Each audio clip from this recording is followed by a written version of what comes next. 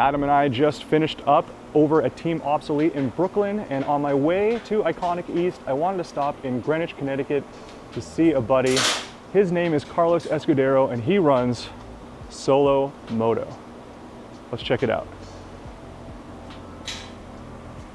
Well, I'm here today with Abhi that I didn't meeting in person, but it's a pleasure and welcome. Yeah, you know, a little behind the scenes. I've been talking to Carlos for years now. Yeah. And today is the first day we actually got to meet in person, so. How do you do? Oh, it's and I want to welcome the audience to the Fieldstone Garage. Okay. Which is more than 100 years old and wow, shows some really nice work, whether it be the crown over each window or the high ceilings indoors, or just the fact that we get away with having a motorcycle shop here today when it's very difficult to find a place to operate without being hassled. Okay. This is our working area here. We try to keep this for jobs that will be coming and going within a reasonable period of time. And as we work our way into the back of the building, we have dedicated workstations where we have jobs that stay. They need to be addressed in one form or another with help from others who are very part of our operation here, whether it be a machinist or a welder or a painter. That's why they stay for a period of time that they do. But they all leave home once, and they all get a chance to go home eventually. This is a bike that was put together that lived in Montauk, New York, which is well known for rust and salt air. Here we've got a project bike made in Switzerland, owned by a man from Switzerland. It's a pre-World War II issue of a flathead BMW. It's been a 12-volt conversion. Man, you guys really work on... And they make it look distressed. This is not something that happened. They made it happen to a bike, and that's what they want to have look with built-in patina. There you go. One of the things I want to stress here, what really impressed me about Carlos's shop, among other things, is the wide variety of stuff that they work on. As you'll see as we go through this video, there's sort of modern Harleys. There's like a new Harley in the front that I skipped over, but Harleys, classic BMWs, even older Condors, and you're going to see a bunch of other cool stuff as we go through here. We're most impressed with the Honda Metropolitan that has an all-aluminum monocoque frame construction, lightweight, liquid-cooled, slow as slow. Actually, speaking of scooters and things, would you mind explaining to the folks what's going on with that MZ sidecar you've got back there? We found a sidecar specialist who took the chair from us for free, and we converted it to a flatbed. And the idea is that we'd have some sort of marketing gig, an act, when we went to pick up a Vespa scooter, which we do a lot of service with. And it's in the makings now, and the idea was we wanted to run the front wheel towards the back so that we didn't have it with the front wheel towards the front, clashing handlebars. Sure. Slow, of course it takes time, and I'm going to need the help of others. It's all being bolted together now, but eventually some of it will be welded. We're going to be able to have it with a detachable ramp. The ramp will be fastened once we're in motion, and my friends who are welders and machinists have been helpful in making this all happen for me. And I mentioned earlier to Abhi, I've known these guys for decades, and we're all getting older, and we're thinking, how are we going to do this if one of us decides to retire? Now, if we move inside, you get a chance to see some of the work areas, some of the bikes we have.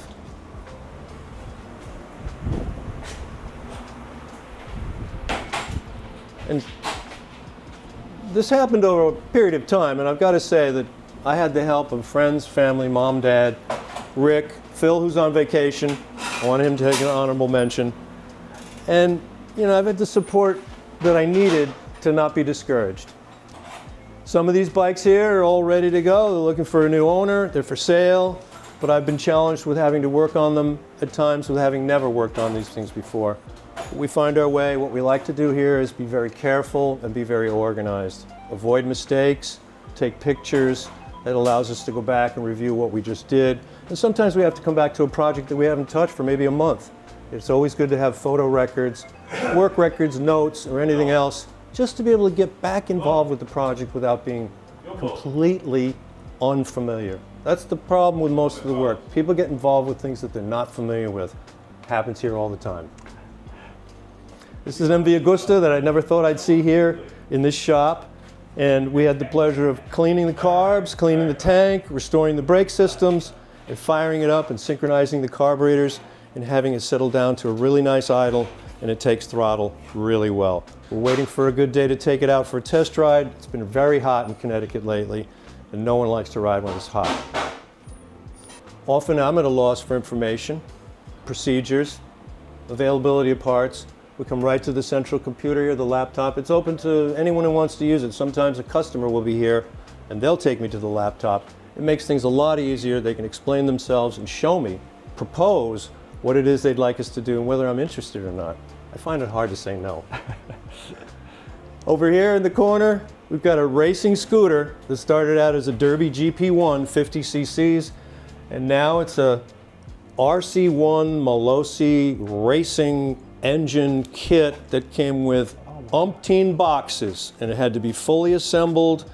It had to be properly assembled with respect to the base gasket, the head gasket. We designed our own radiators. We came up with all the mounts to put everything in place. We've got this is an exhaust tuning temperature gauge. This is our, what does it say here?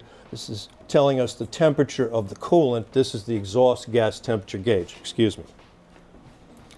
Rick was responsible for adapting the bodywork and trying to retain as much of the plastic as we needed to cut it around and show off the radiators at the same time. And I avoided being asked to stretch this bike. That was not anything I wanted to have anything to do with. Under testing circumstances, out behind the airport, which isn't far from here, we trucked it up there in the back of the van, and then we did a mile-per-hour test. We got it up to 74 miles an hour. Wow. The way I make sure it's ready to roll is just get it good and hot so that the radiators are hot, and then it's time to take off. These bikes, I think everybody's familiar with the Ducatis of this era. This is an 888 Special. The minute you turn it on and start it up, you can tell the balance factor in this engine is exceptional. Its throttle response is so smooth, and it's incredibly light. If you were to move this bike around and notice how much lighter it is to an NR, it's staggering. The NR feels like a truck. This is almost like a piece of balsa wood.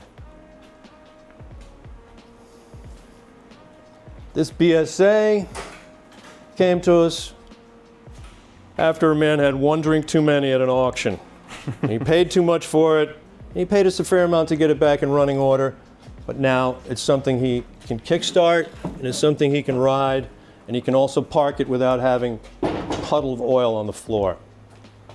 So earlier we were talking about this bike, and you had a term that I liked. What do you call it when someone buys something in an auction? Auction hangover. There you go. Or perhaps a Las Vegas auction hangover. Yeah, there you go.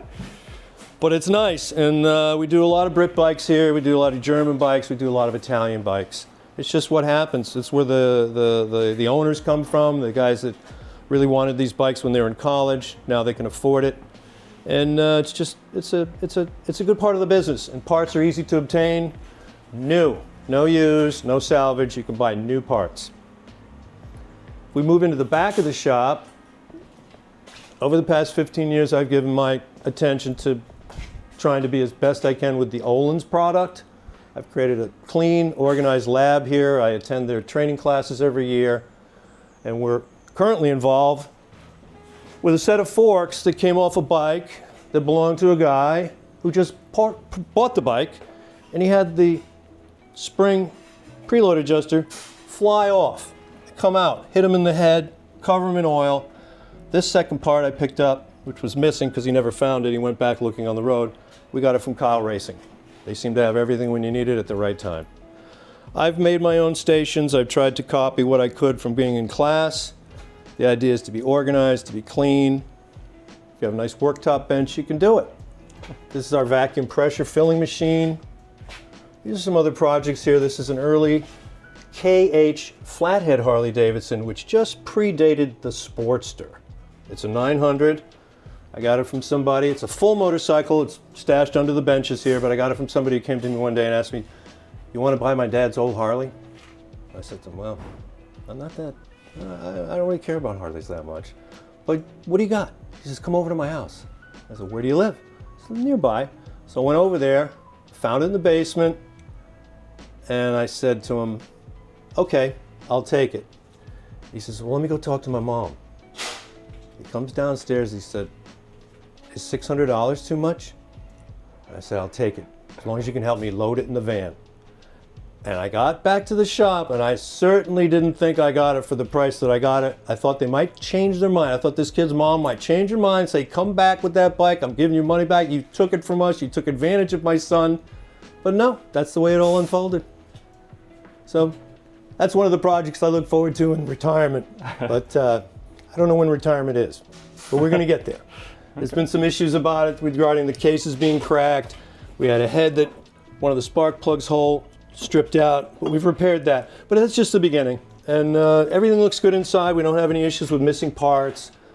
And these are the sorts of things that you can come upon if you're patient. I think when you find a bike that you're interested in, you want to go out, look for it, don't rush yourself. Take time. It's really important to take the time and be sure of what you're looking for, and stand back and look at something before you buy it, because often you don't see it until you get home. Look at it first, and really look at it. Okay, that's enough on trying to buy a bike. Oh, there you go, consumer advice. I like that. Yeah. This is a Bultaco 125 Persang from the mid-70s that I ran in Arma in the early 90s. I had bored it and put a new piston in it, but I thought, that thing looks pretty disgusting. I think I'm going to take it back apart and clean it all up. I got a cylinder here that Eric Gore from Forward Motion did for me. He's got boost port cylinders in the back on the floor of the intake tract, and we put on a YZ80 reed cage, and the bike worked really well.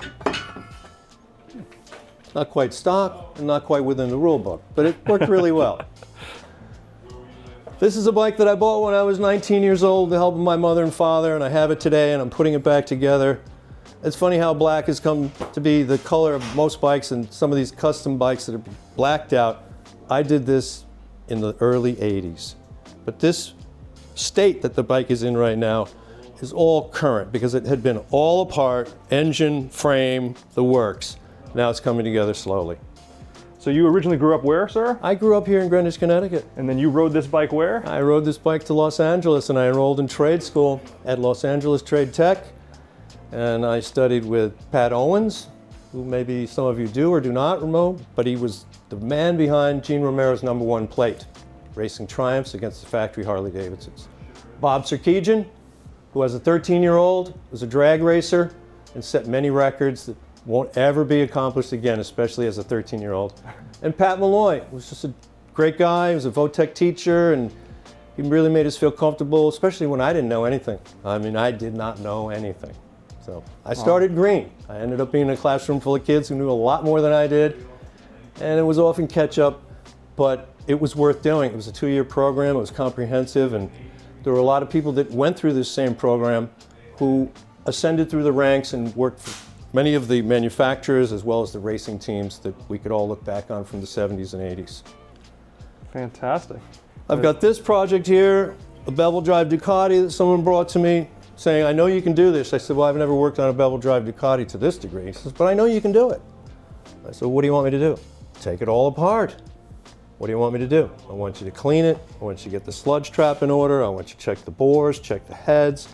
And I also want it detailed and highlighted like it looks in this encyclopedia. I took a deep breath. I said, I don't know how long it's going to take to do this. And he said, I don't care. And I said, I don't know how much it's going to cost. He said, I don't care. That's the kind of guy you want to work for. If I bring you back into our dirty room, it's a modest machine shop of sorts.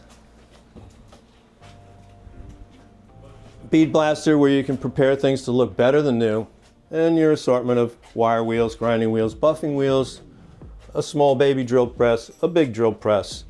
And when it comes to the real work, as I said earlier, I've had the good fortune of working with people who are skilled with welding and machining. And sometimes you can't get around that. If it's a broken part, or you want to make an adaptation of something to make something fit that never was supposed to fit, or somebody brings you a goofy accessory and they want to put on their bike and you shake your head, but then when you get it done, they're really happy.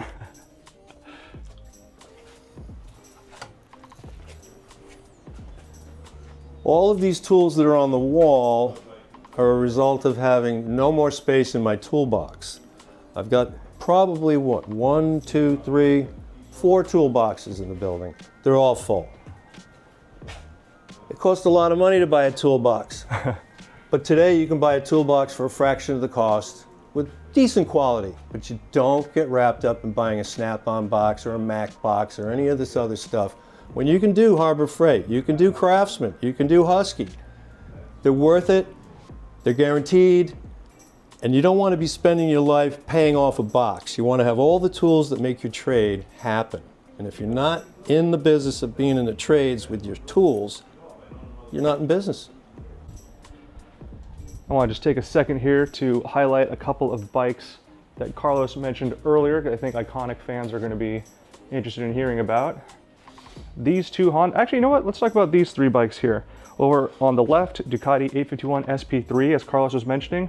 If you are a member of Iconic Motorbikes, you will actually see this on our coming soon page because that's going to be going up for auction on our site. So again, members get access to a special coming soon page that shows previews. You know, if there's a bike you're absolutely in love with, you know, you can try to make an offer before it goes up for auction. And that is the case with this SP3 here. We've also got Honda NR750. We just sold one of these recently. This is a Japanese spec example. One of the quick ways you can tell is with the headlights, no projector beam, and it does have fog lights. So that's what the Japanese bikes were.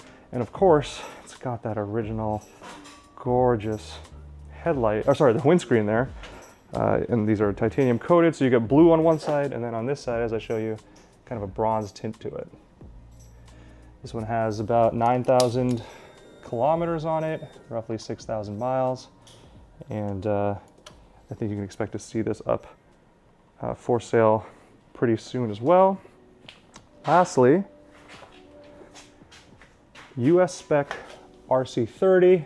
You know, it says RC30 on the tail, it's got the big headlights. At first glance, it looks like it's missing a couple of things, like your turn signals, but those are included in the sale, and more importantly, it has got some incredible spares and incredible parts on it. It's actually got a whole bunch of HRC kit parts. So if I can stretch myself here, sorry. We've got the HRC exhaust. On the other side, it's tough to show, but it does have, say, the deep sump, the oil pan. It has the HRC carbs, which are a millimeter bigger than stock. It's got the HRC alternator cover, all kinds of good stuff. And again, the stock parts are included. It also, let me see, it's 7,000 miles on the odometer, and it's actually got a wheel from a CBR 600 F2, the front wheel there, because it gives you a little bit more profile or a little wider tire. So if you're looking for an RC30 with the HRC kit, well, you know how to contact us. All right, with that said, Carlos has been very gracious with his time, and I have to let him get back to work. You got a second, sir? I do. Well, Carlos has been incredibly generous with his time here, but I do have to let him get back to work.